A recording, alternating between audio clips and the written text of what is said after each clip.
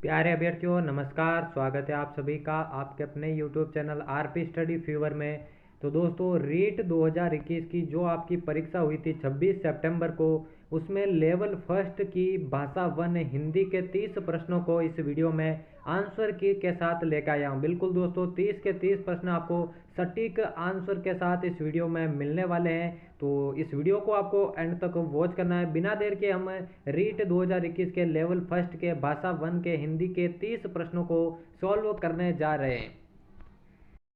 तो दोस्तों कुछ इस प्रकार से आपका जो है लेवल फर्स्ट का भाषा वन हिंदी के प्रश्न आए थे, जिसमें सबसे पहले आपको 31 से 34 तक के प्रश्नों के उत्तर इस गद्यांश को पढ़कर देने हैं। तो जल्दी से मैं गद्यांश को पढ़ लेता हूँ। विद्याभ्यासी पुरुष को साथियों का अभाव कभी नहीं रहता, उसकी कोठरी में सदा ऐसे लोगों का निवास रहता है जो अमर है, वे उसके प्रति सहानुभूति प्रकट करने और उसे समझाने के लिए तैयार रहते हैं। कवि, दार्शनिक और विद्वान जिन्होंने प्रकृति के रहस्य का उद्घाटन किया है, और बड़े बड़े महात्मा जिन्होंने आत्मा के गूढ़ रहस्यों की थाह लगा दी है, सदा उसकी बातें सुनने और उसके शंकाओं का समाधान करने के लिए उद्यत रहते हैं। बिना किसी उद्देश्य के सरसरी तौर पर पुस्तकों के पन्ने पलटना अध्ययन नहीं है, लिखी हुई बातों को पूर्ण रूप से विचार पूर्वक हृदय में ग्रहण करना ही अध्ययन है। प्रत्येक स्त्री पुरुष को अपने शिक्षा का उद्देश्य स्तर कर लेना चाहिए। तो इस गद्यांश को पढ़कर आपके जो है निम्नलिखित प्रश्नों के उत्तर देने हैं। प्रश्न यहाँ से शुरू होते हैं, जहाँ पे पहला प्रश्न पूछा गया है विद्वान का स्त्रीलिंग है, ठीक है ना। विद्वान का स्त्रीलिंग पहला है महिषी, दूसरा विदुषी, तीसरा है ज्ञानी, चौथा है विभूषी। तो दोस्तों विद्वान का स्त्रीलिंग आपको बताना था विदुषी।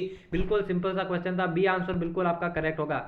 अगला प्रश्न देखिए 32वां प्रश्न। दोस्तों ये सभी आपको गद्यांश को पढ़कर देने हैं। एक वचन बहुवचन का सही युग्म है, पहला है पुरुष और पुरुषों, दूसरा पुस्तक और पुस्तकें, तीसरा साथी और साथियों, चौथा है स्त्री और महिला। तो दोस्तों जिन विद्यार्थियों ने बी को करेक्ट किया है, पुस्तक और पुस्तकें बिल्कुल आपका सही युग्म हो जाएगा। अगला प्रश्न देखिए दोस्तों, अगले प्रश्न की ओर बढ़े। अगला प्रश्न कुछ इस प्रकार से 33वां प्रश्न है उद्यत शब्द का सही अर्थ है, ठीक है ना। उद्यत शब्द का सही अर्थ है, पहला अनुपम, दूसरा व्याकुल, तीसरा तैयार, चौथा है परिश्रमी। तो दोस्तों इसका जो राइट आंसर हो जाएगा वो हो जाएगा तैयार। यहाँ पे आप सी कर लेना, ठीक है ना, सी कर लेना। तो सी ऑप्शन बिल्कुल आपका रेडी हो जाएगा। उद्यत जो है तैयार है, इसका सही अर्थ हो जाएगा। अगला प्रश्न देखिए दोस्तों 34वां है बड़े बड़े महात्मा सदैव लोगों की शंकाओं का समाधान करने के लिए उद्यत रहते हैं। वाक्य में कौन सा काल है, पहला सामान्य भूतकाल, दूसरा सामान्य भविष्य काल, तीसरा संभाव्य वर्तमान काल, चौथा सामान्य वर्तमान काल। तो दोस्तों इसमें आपको जो राइट आंसर करना है वो आपका चौथा ऑप्शन बिल्कुल राइट हो जाएगा। इसमें जो है सामान्य वर्तमान काल प्रयुक्त हुआ है। अगला प्रश्न देखें दोस्तों 35वां प्रश्न है आपके।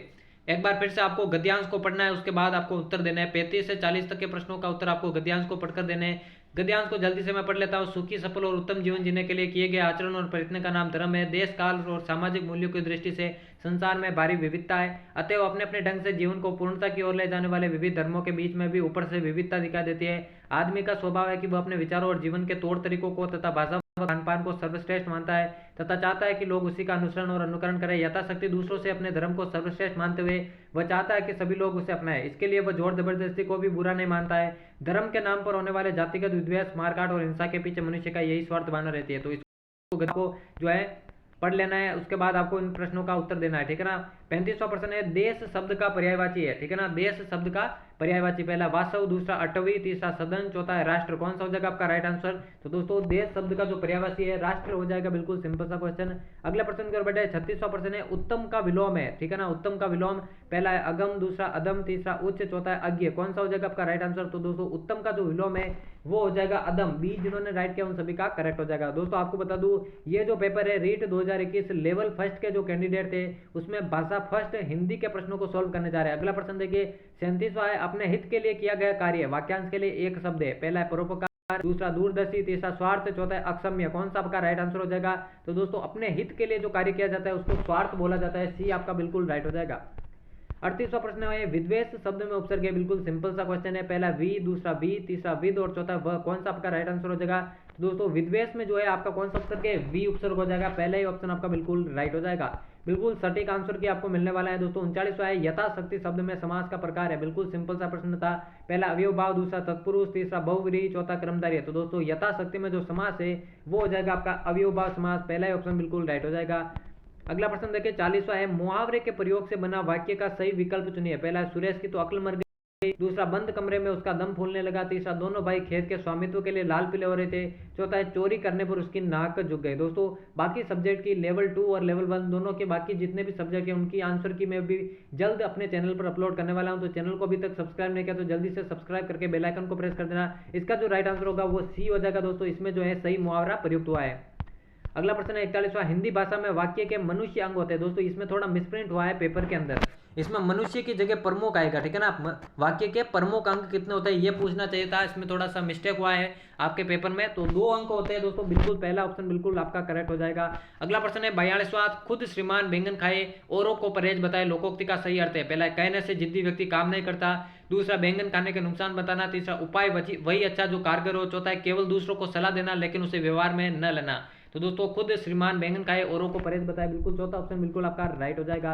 अगला प्रश्न देखिए 43वां, परोपकार में किस संधि का प्रयोग हुआ है। पहला है वर्दी, दूसरा गुण संधि, तीसरा यण संधि, चौथा अयादि संधि। तो दोस्तों परोपकार में जो आपके गुण संधि प्रयुक्त हुई है, ठीक है ना, गुण संधि प्रयुक्त हुई है। अगला प्रश्न देखिए 44वां, मुझे विश्वास है कि उन्हें किसी अन्य बंदी से नहीं मिलने दिया जाता था। ये किस प्रकार का वाक्य है। पहला सरल वाक्य, दूसरा मिश्र वाक्य, तीसरा संयुक्त वाक्य, चौथा साधारण वाक्य। अब देखिए दोस्तों इस की के आने से जो है इसमें मिश्र वाक्य हो जाएगा, दूसरा ऑप्शन बिल्कुल आपका करेक्ट हो जाएगा।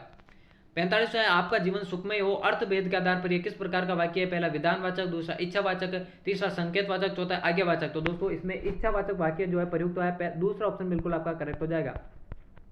46वां, निम्नलिखित में से कौन सी बोलने की योग्यता है। ये शिक्षण सामग्रियों से लिए गए हैं। कौन सी बोलने की योग्यता है। पहला शुद्ध वर्तनी, दूसरा सुलेख, तीसरा श्रुतलेख, चौथा आशु भाषण। तो दोस्तों उपरोक्त तीनों जो है ये लिखने से संबंधित है, जबकि जो चौथा ऑप्शन है आशु भाषण, यही आपका जो है बोलने की योग्यता है। चौथा ऑप्शन बिल्कुल आपका करेक्ट हो जाएगा। अगला प्रश्न है रेडियो अधिगम सामग्री है, ठीक है ना, रेडियो अधिगम सामग्री है। पहला दृश्य अधिगम सामग्री, दूसरा दृश्य श्रव्य अधिगम सामग्री, तीसरा श्रव्य अधिगम सामग्री, इनमें से सभी। तो दोस्तों सी ऑप्शन बिल्कुल करेक्ट हो जाएगा, रेडियो जो है आपके श्रव्य अधिगम सामग्री है। अगला प्रश्न देखिए, अगला प्रश्न है ध्वनि शब्द एवं वाक्य रचना का ज्ञान देना हिंदी शिक्षण का कौन सा उद्देश्य है। पहला है कौशलात्मक उद्देश्य, दूसरा सृजनात्मक उद्देश्य, तीसरा रसात्मक उद्देश्य, चौथा ज्ञानात्मक उद्देश्य। तो दोस्तों इसका जो राइट आंसर हो जाएगा वो हो जाएगा चौथा ऑप्शन ज्ञानात्मक उद्देश्य।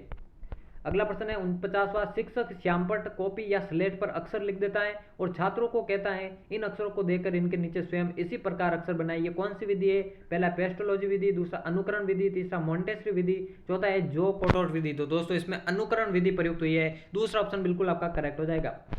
अगला प्रश्न है बहु विकल्प, सही गलत, विषम का चुनाव, युगलीकरण एवं रिक्त स्थान की पूर्ति किस प्रकार के प्रश्नों का भेद है। पहला है लघुतरात्मक, दूसरा निबंधात्मक, तीसरा वस्तुनिष्ठ, चौथा इनमें से सभी। तो दोस्तों ये जो है आपके वस्तुनिष्ठ प्रकार के प्रश्न है, ठीक है ना, सी ऑप्शन बिल्कुल आपका करेक्ट हो जाएगा। अगला प्रश्न है 51वां दोस्तों, उस शिक्षा शास्त्री को नाम बताएं जिन्होंने कहा था स्कूल एक बाग है और अध्यापक एक माली और बच्चे पौधे के समान है। इसका राइट आंसर आपको बताना है दोस्तों। इसका जो राइट आंसर हो जाएगा वो हो जाएगा फ्रोबेल, ठीक है ना, सी ऑप्शन बिल्कुल आपका करेक्ट हो जाएगा। अगला प्रश्न देखिए दोस्तों 52वां प्रश्न है इस प्रकार से, राष्ट्रपिता महात्मा गांधी द्वारा प्रवर्तित बेसिक शिक्षा का एक प्रमुख सिद्धांत है, ठीक है ना, राष्ट्रपिता महात्मा गांधी द्वारा प्रवर्तित बेसिक शिक्षा का एक प्रमुख सिद्धांत है। पहला है व्यक्तिगत भिन्नता पर बल देना, दूसरा कक्षा के स्थान पर प्रयोगशाला में शिक्षा देना, तीसरा मातृभाषा के माध्यम से शिक्षा प्रदान करना, चौथा खेल के माध्यम से शिक्षा प्रदान करना। तो दोस्तों इसका जो राइट आंसर हो जाएगा वो हो जाएगा सी, बिल्कुल सी आपका बिल्कुल राइट हो जाएगा। अगला प्रश्न देखिए दोस्तों 53वां प्रश्न है, व्याकरण शिक्षण प्रणाली में किस प्रकार की प्रणाली को विकृत रूप से सुग्गा प्रणाली कहा जाता है। पहला है निगमन प्रणाली, दूसरा अव्याकृति प्रणाली, तीसरा पाठ्य पुस्तक प्रणाली, चौथा आगमन प्रणाली। बिल्कुल एक एक प्रश्न की सटीक आंसर की आपको मिलने वाली है दोस्तों। इसका राइट आंसर हो जाएगा आपका सी, पाठ्य पुस्तक प्रणाली। 54वां प्रश्न है, नवीन शिक्षण पद्धतियों में प्रोजेक्ट पद्धति के व्यापक प्रयोग किसको है, ठीक है ना, पहला है ड्यूवी और किलपेट्रिक, दूसरा स्टीवेंसन और रिचर्ड्स, तीसरा कुमारी हेलन पार्कहर्स्ट, चौथा है कार्लटन वॉसबर्न को। तो दोस्तों प्रोजेक्ट पद्धति के व्यापक प्रयोग का जो श्रेय है वो आपके ड्यूवी और किलपेट्रिक को जाता है, पहला ही ऑप्शन बिल्कुल राइट हो जाएगा। अगला प्रश्न है 55वां, ये थोड़ा बड़ा है मैं छोटा कर देता हूँ, शिक्षक को बालकों की रुचि का सदैव यदि बालक का मन पढ़ने का नहीं हो तो उसे नहीं पढ़ाना चाहिए, इससे उसके विचारों में बाधा पहुंचती है। पाठ पढ़ाने से पूर्व उपयुक्त कथन भाषाई कौशल से किसका है, पहला स्टीवेंसन, दूसरा कार्लटन, तीसरा हर्बर्ट, चौथा ड्यूवी। तो दोस्तों ये जो है हर्बर्ट का कथन है, सी ऑप्शन बिल्कुल आपका करेक्ट हो जाएगा।